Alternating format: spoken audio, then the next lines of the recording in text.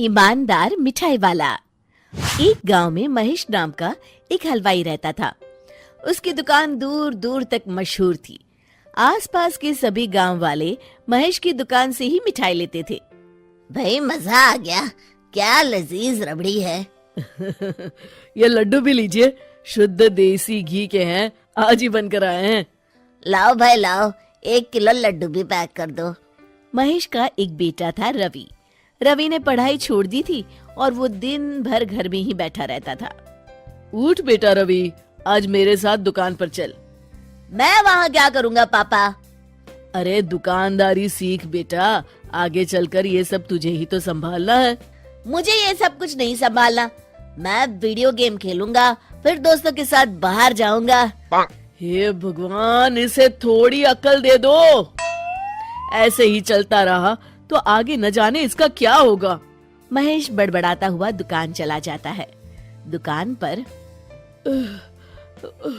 ओ घसीटाराम, मुझे थोड़े चक्कर आ रहे हैं, जरा पानी तो लाना।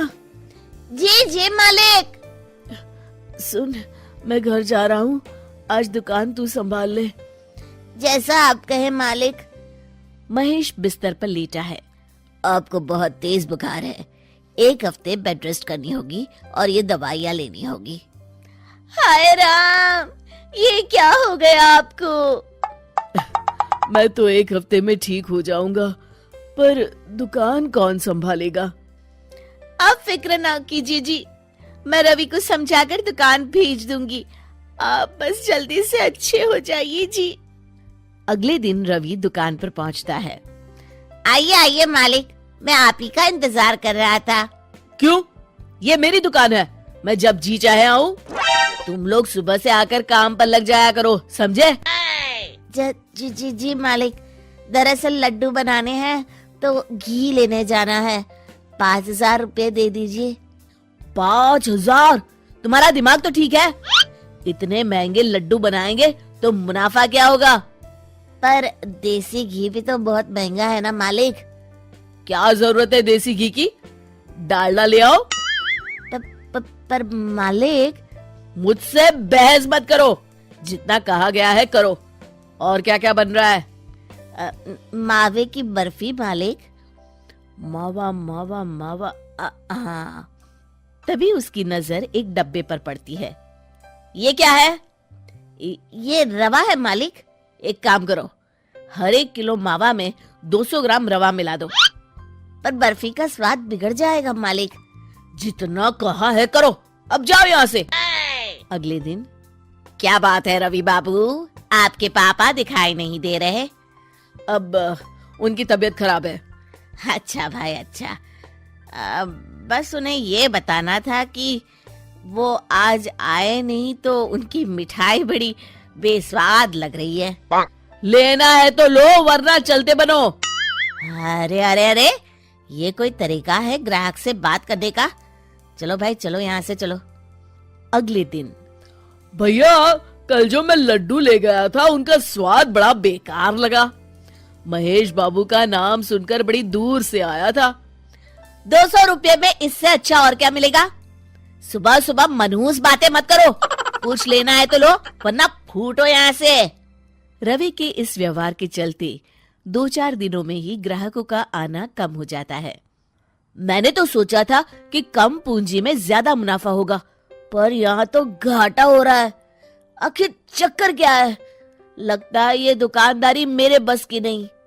महेश ठीक होकर दुकान लौटता है तो घसीटाराम उसे सब कुछ बताता है। हे भगवान, इसने तो मेरी सालों की मेहनत पर पानी फेर दिया। अब क्या करेंगे मालिक? कुछ नहीं, सबसे पहले तुम पहले की तरह शुद्ध और अच्छी मिठाइयाँ बनाओ और मुझे गांव के उन सब लोगों के नाम बताओ जिनसे रवि ने बदतमीजी की। रवि, कल सुबह दुकान पर आ जाना, बहुत जरूरी काम है। मुझे नहीं आना, मैंने 1 हफ्ता दुकान संभाल ली है, अब संभालो आप। दुकान तो तूने जैसे तैसे संभाल ली, पर सीखा कुछ नहीं। कल तुझे बहुत जरूरी सीख देनी है। रवि पैर पटकता हुआ बाहर चला जाता है। अगले दिन। ये ले ताजी शुद्ध मिठाइयाँ। मैं इतनी मिठाइयों का क्या करूं? इन्हें उन सब के घर देकर आओ जिनसे तुमने बदतमीजी की, और साथ में माफी भी मांग लेना। अरे पर मैंने तो सिर्फ उन्हें। बेटा, घर आया मेहमान और दुकान पर आया ग्राहक भगवान के समान होता है। अब तू जल्दी जा और कल से कमाल देखना। रवि उन सभी 4-5 लोगों के यहाँ जाकर मिठाई देता है और माफी मांगता है। अगले दिन दुकान पर ग्राहकों की भीड़ लग जाती है। मान गए महेश बाबू, आपने तो आते ही घर तक मिठाई भिजवा दी।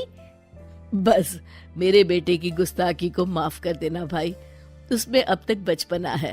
हाँ हाँ, आपके लड्डू के बदले हर चीज की माफी है।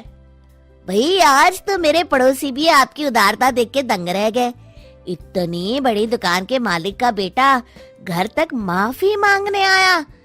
भाई रिश्ते निभाना तो कहीं आपसे सीख है। बस आप लोगों की दया है। ताजी रसमलाई आई है, लेंगे आप? हाँ भाई हाँ, 200 ग्राम पैक कर दो। शिक्षा, सफलता पाने के लिए ईमानदार और विनम्र होना बहुत जरूरी है।